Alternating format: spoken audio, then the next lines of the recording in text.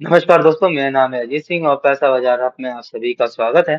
आज हम बात करने वाले हैं डिक्सन टेक्नोलॉजी में करेक्शन के बारे में। सबसे पहले हम बात करें डिक्सन टेक्नोलॉजी की, तो अपने ऑल टाइम हाई से स्टॉक 50% की गिरावट में है। करेक्शन मेनली हुआ है कि अर्लियर ग्रोथ एक्सपेक्टेशन थी, मतलब ये कि कंपनी से बहुत ज्यादा ग्रोथ की एक्सपेक्टेशन थी, 40 से 50% सीएजीआर की।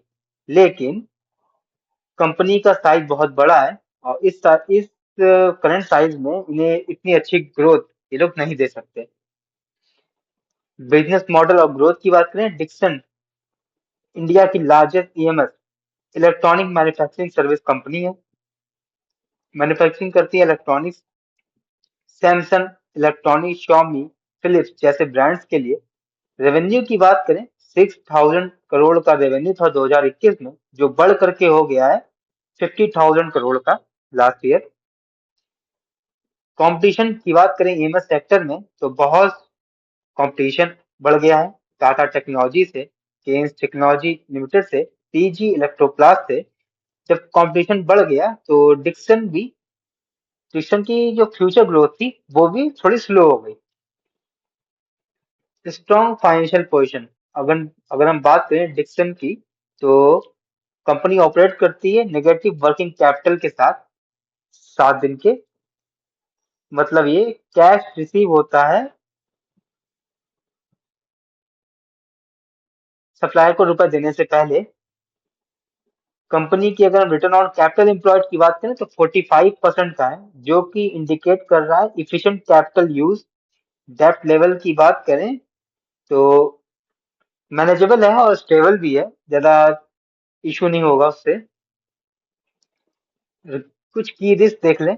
लो प्रॉफिट मार्जिन, कंपनी का 90% रेवेन्यू है वो आता है मोबाइल मैन्युफैक्चरिंग से, और इस बिजनेस ऑपरेशन से में बहुत कम मार्जिन होता है, अप्रोक्स 3.5% का। ओवरऑल इबिट्टा मार्जिन की बात करें तो कंपनी के 4% पे हैं पिछले कई सालों से। Dependence on government incentive, the product linked incentive scheme, PLI scheme है, जिससे कि 0.5% मार्जिन कंपनी के इंप्रूव हो जाते हैं, जो कि मार्च 2026 में स्कीम एक्सपायर हो गई थी, जिसकी वजह से कंपनी का प्रॉफिट लगभग 15% से घट गया है। क्लाइंट कंसंट्रेशन रिस्क की बात करें, अगर कंपनी अपना कोई भी एक क्लाइंट खो खो देती है तो कंपनी का रेवेन्यू बहुत ही ज्यादा टिप में आ जाएगा। एग्जाम्पल ले अगर हम, मोटोरोला ने शिफ्ट कर दिया था तो इनके और कंप्यूटर के पास, तो इनके पास थोड़ा रेवेन्यू डाउन हो गया था।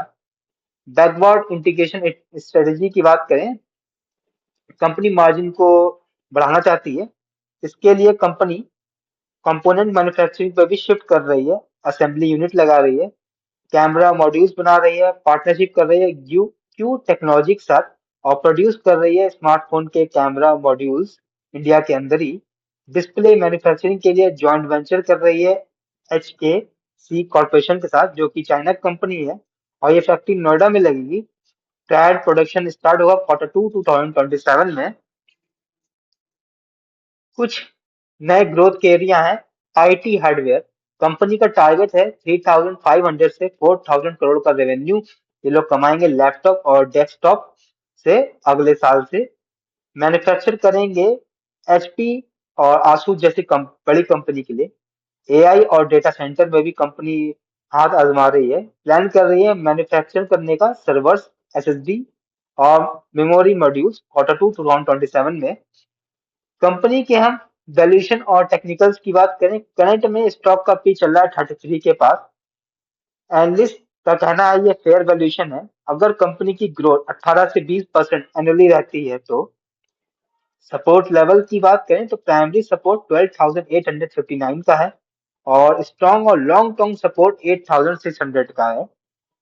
कुछ फाइनल टेक अवे लें। Dixon technology transiting from low margin assembler, मतलब अभी कंपनी लो मार्जिन असेंबलर है, लेकिन हाई वैल्यू इलेक्ट्रॉनिक कंपोनेंट में शिफ्ट करना चाहती है कंपनी, ताकि कंपनी के मार्जिन इंप्रूव हो।